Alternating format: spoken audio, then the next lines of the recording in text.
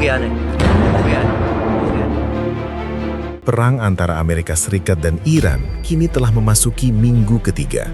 Namun, alih-alih bergerak menuju kemenangan cepat seperti yang dijanjikan di awal, konflik ini justru berkembang menjadi sebuah kebuntuan yang kompleks dan berbahaya. Washington mulai dihadapkan pada kenyataan pahit. Iran tidak runtuh, tidak menyerah, dan bahkan menunjukkan daya tahan yang jauh melampaui ekspektasi banyak pihak. Narasi kemenangan yang sebelumnya digaungkan kini terdengar semakin jauh dari realitas di lapangan, memunculkan pertanyaan besar. Apakah Amerika benar-benar memahami Iran atau justru meremehkannya sejak awal? Sejumlah analis menilai bahwa kegagalan ini berakar dari kesalahan membaca struktur kekuasaan Iran itu sendiri. Harapan bahwa kematian pemimpin tertinggi akan langsung meruntuhkan rezim ternyata keliru karena transisi kekuasaan berlangsung cepat dan justru melahirkan kepemimpinan baru yang dinilai lebih keras, lebih ideologis, dan lebih siap menghadapi tekanan eksternal. Alih-alih melemah, rezim justru tampil dengan wajah yang lebih agresif, mempertegas bahwa stabilitas internal Iran tidak semudah yang dibayangkan oleh para perencana di Washington.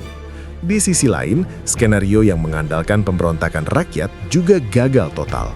Hingga saat ini, tidak ada gelombang perlawanan besar dari dalam negeri Iran. Masyarakat justru berada dalam posisi dilematis. Di satu sisi mereka mungkin tidak sepenuhnya mendukung rezim, namun di sisi lain mereka juga tidak mempercayai niat dari intervensi asing. Kondisi ini menciptakan semacam solidaritas defensif yang secara tidak langsung memperkuat posisi pemerintah Iran di tengah tekanan eksternal.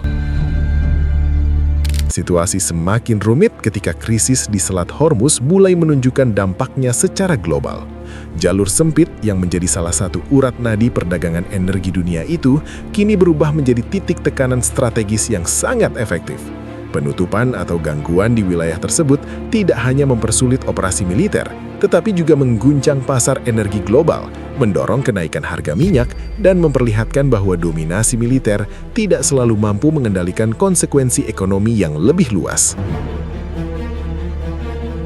Dalam konteks ini, Iran tidak perlu memenangkan perang secara konvensional untuk menciptakan dampak besar. Cukup dengan mengganggu keseimbangan global, tekanan terhadap Amerika sudah meningkat secara signifikan. Di sisi lain, ketidakjelasan tujuan perang dari pihak Amerika Serikat sendiri semakin memperparah situasi. Apakah tujuannya sekedar melemahkan Iran, menghentikan program nuklir, atau mengganti rezim sepenuhnya?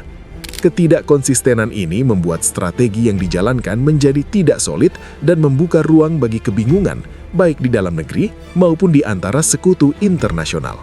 Bahkan jika kemenangan militer parsial tercapai, tanpa tujuan politik yang jelas, kemenangan tersebut akan sulit diterjemahkan menjadi hasil strategis yang nyata.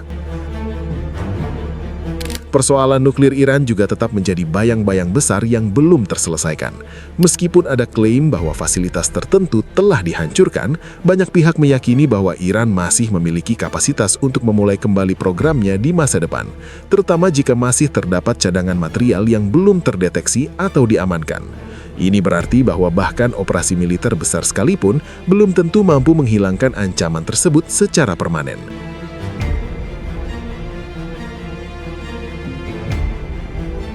Di tingkat yang lebih luas, dinamika aliansi internasional juga mulai menunjukkan retakan halus.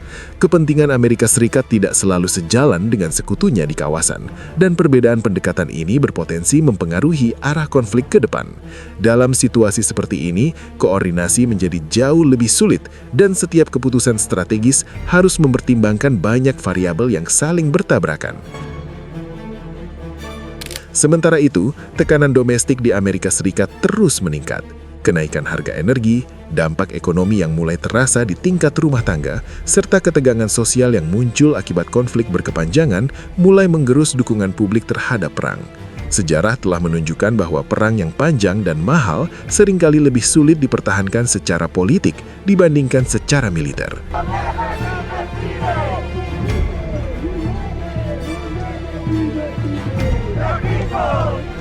Pada akhirnya, semua faktor ini mengubah ambisi kemenangan cepat menjadi sebuah labirin geopolitik yang penuh ketidakpastian. Amerika Serikat mungkin masih memiliki keunggulan militer yang luar biasa, namun konflik ini membuktikan bahwa kekuatan saja tidak cukup untuk menjamin hasil.